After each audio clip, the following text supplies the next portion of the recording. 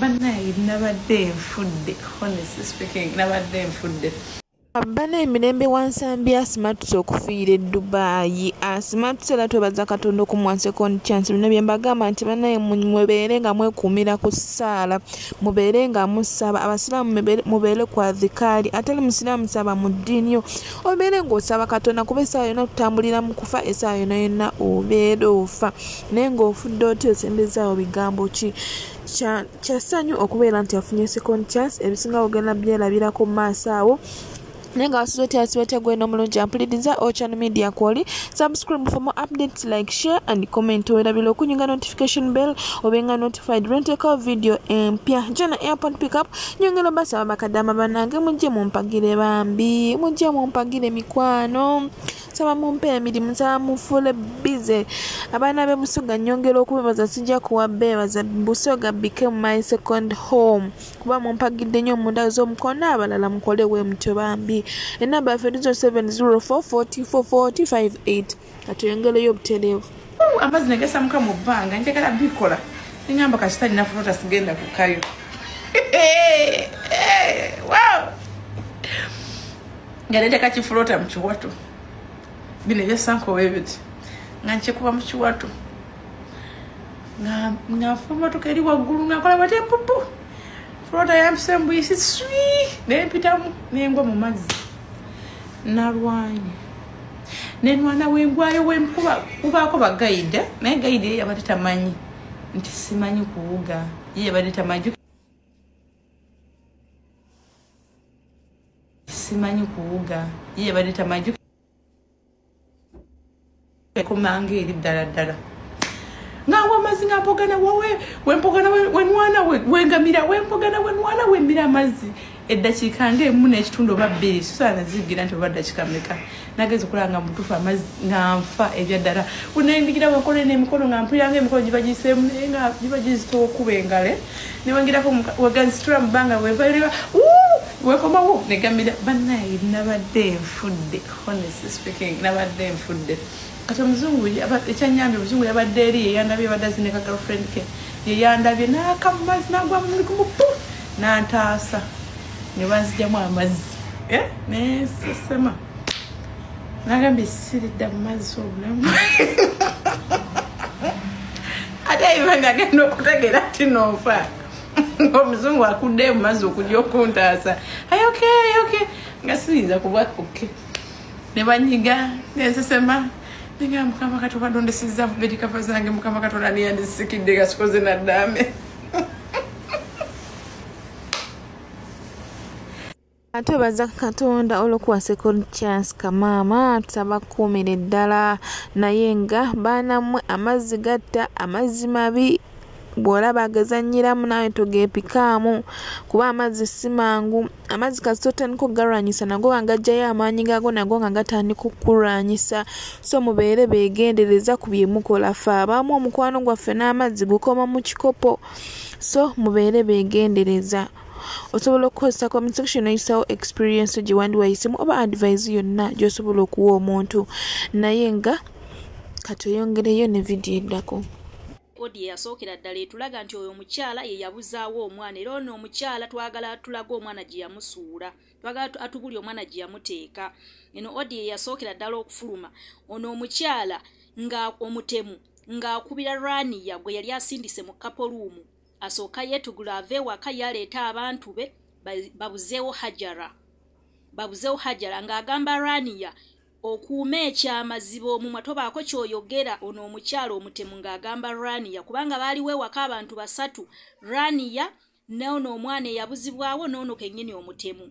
So ono omukyala yali akubira Rania ng'amugamba tugenda kuyitira awo bano bazze tukupiikinge. Nga bamaze okuggyawo Hajara olwalyoka akomyewo ono omwana ono aleme kukitegeera gye bamututte Rania. So neno odi yesoose gye ngenda okusooka okuteekawo deni we tugimala tudde wali we twakomye muwulire bulungi Rania nga annyonnyola buli kimu musobole okitegeera. Bano bali mu kuba kati bali kujja bali kujja mulabe tumutwale then nga baba bali kunkomyawo ngenda yitawo nkupiikingi tudde ngenda ku deportation. naye njagala osibaka muwulidde. Esimu yongikebedde. Kaakati abawulira odiyo eyo nga bweri situnnagimalayo. Gwe yali amubuuza nti ogenda mutwala ku deportation, yali amubuuza ogenda mutwala ku deportation, ajala n'amugamba nti ye ngenda mutwala ku deportation. Kyataakola tiyamutwala ku deportation kubanga ku deportation taliyo. Tiyamutwala ku deportation kubanga ensawo ye yasigalawo ewaka. Nga bwe mujja okulira odiyo zonna, ensawo ye yasigalawo ewaka. Ono omwana bwe yamujja omukapulumu gye yali amusindise yasangawo ensawo y'omwana ewaka n'abaaya. N'amasimu yagamujjako omwana era odiyo mugenda giwulira yonna. N'abuuza ono nti omanyi password ye, sente eziriko nzijjeko. Yamugamba kuuma ekyama. Tutandise. Kale, then nga baba ali kunkomyawo nayitawo nkupikingi tudde. Kale, agenda ku deportation. Naye njagala osibaka muwulidde. Esimu yongikebedde. Amasimu ngasigaza gonna. Manyi password ya mobile money? Erimeka. Nkira mubanja. Nagisevinga mu simu eri awo waka. Nyakujjanjira simu y'okubinjira. Kale. Nenga sente zina mu mobile money. Nzadde ku ebiri n'ejjo yansindikidde emitwalo. Kale.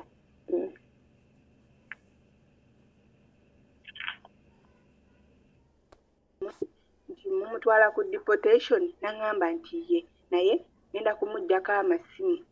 Nambuuza omanyi pin code ye ya mobile money. Namugamba ngimanyi.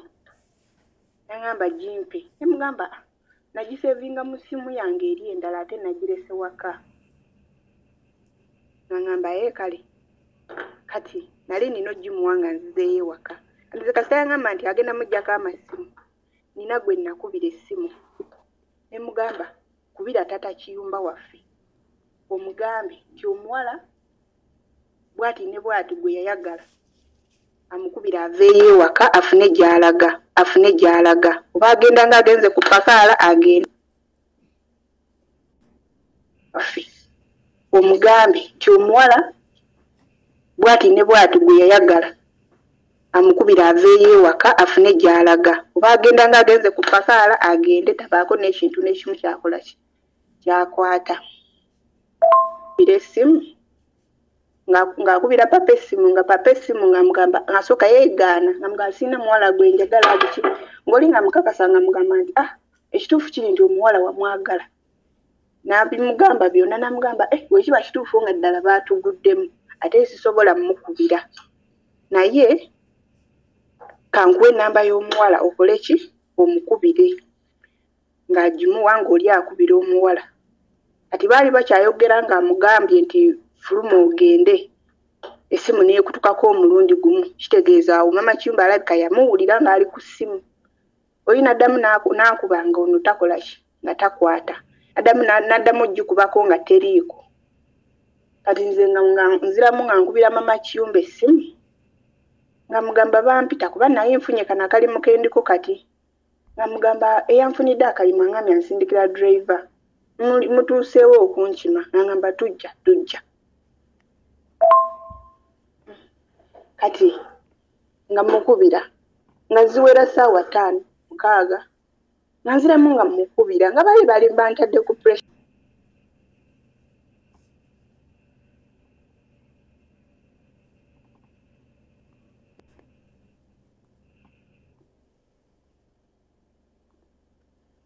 Kati bwe mukubira ne muganja ngonzize. Kati bwe tutuuka ewaka twatuuka simu mpaka lwe nafuluma ennyumba nga driver ali wansi. Nafuluma era ndi ku ssimu. Saddamu kwogera naye. Naye bwe natuuka mu luumu yaffe nasanga nnongoose bulungi agirongosezza obuliri abwaze. Kati ekyanneewuunyisa nga gwe yangambye nti amututte ku deportation nga ndaba ensawo ze zonna weeziri n'ensawo y'okumulimu nga nayo weeri awo. Abbaaya ye nga kweri ku luggi we tuteeka abbaaya kuba ffe twaliwo babiri nze n'omuwala ffekka babiri. nesibigenderako nnyo we natula mu mmotoka nentandiko kirowooza neŋŋamba naye Hajjala bw'abanga ddala afulumidde mu ki afulumye talina abaaya nembaako ne gwe ŋŋamba kati oba ate gwe nagamba nange yafulumya information n'atandika otambuza gundi omukazi nanneetikka naye byebyo byemmanyi okusinga eyali yafunira oyo Hajjala omulimu waliwo Dalala yali mulala naye nga mama Kiyumba waffe ye yakola ki ye yamufuna era oyo Dalala yajja ewaka n'amukima era yamugamba weetegeke bali mu kujja kukima. Kaakati bannange Esther gwe muwuliramu Esther ye yabyegaanye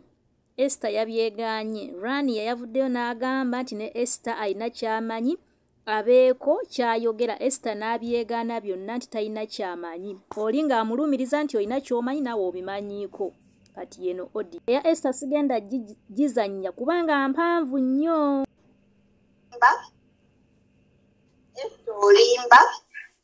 Esther olimba weŋŋambira nti olimba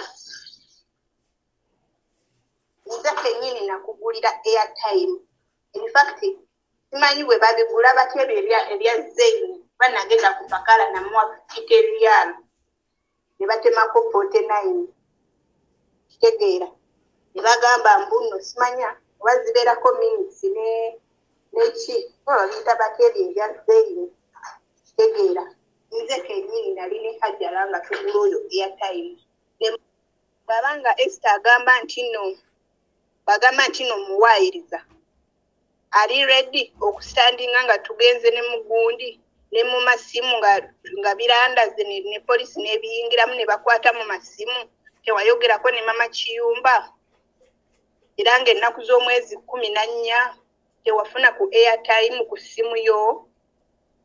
Will you stand or we defending then nange audio ezo zenyini zinalikodinga mama Kiyumba bakebere simu yange nga si audio just nenga yali phone call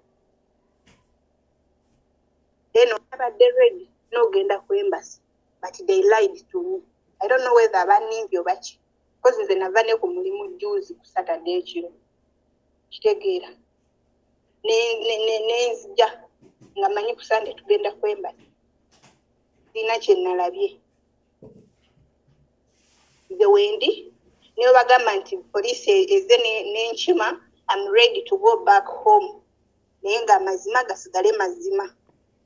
Esther bobangwa sente zikusingidde buli kimu it's okay but God will judge you. Ate Katonda ajja kusasula na kinene. Bannange vidiyo ekomyawo ku nsonga za Esther tunoonya Esther buli amutulabiddeko baako kyoyogera zikomyawo ensonga za Esther naye tuli mu kumunoonya obwe bujulizi obwakalabika.